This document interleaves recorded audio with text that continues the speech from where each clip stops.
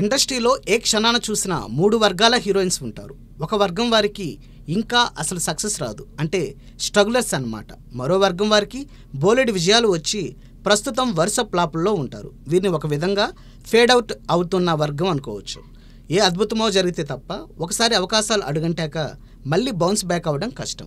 మరి మిగిలిన 3వ వర్గం కథానాయకులు ఎవరంటే ఇప్పటికిప్పుడు చేతిలో చక్కటి ఆఫర్లు, బాక్సాఫీస్ వద్ద మంచి హిట్లు ఉన్నవారు.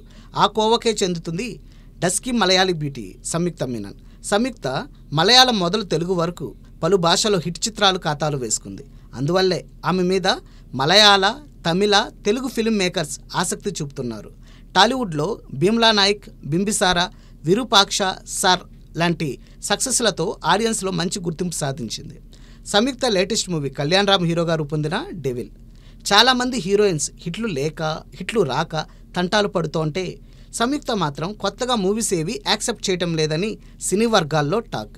అందుకు వారు చెబుతున్న కారణం వింటే సంయుక్త ఫ్యాన్స్ తీవ్రంగా హట్ అయ్యే ఛాన్సే ఉంది. మిస్ మీనన్ త్వరలో తన సర్నేమ్ వదిలేయనుందట. దానికి బాధెందుకు అంటారా?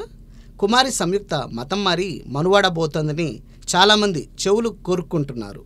ఆమె సీక్రెట్ బాయ్ ఫ్రెండ్ వేరే మతం వాడంటున్నారు. అందుకే తన ఇంటి పేరు పక్కన పెట్టేసే ఆలోచనలో సంయుక్త మీనన్ ఉందట.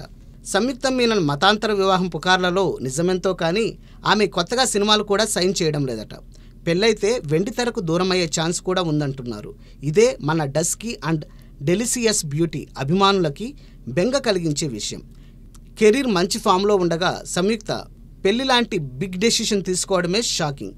అక్కడితో ఆగక మిస్సెస్ సంయుక్తగా మారాక సినిమా ఫీల్డ్లో నుంచి మిస్ అవ్వాలనుకోవడం మరింత విభ్రాంతికరం. లెట్స్ హోప్ గాసిప్స్ అన్నీ అబద్ధాలేనని.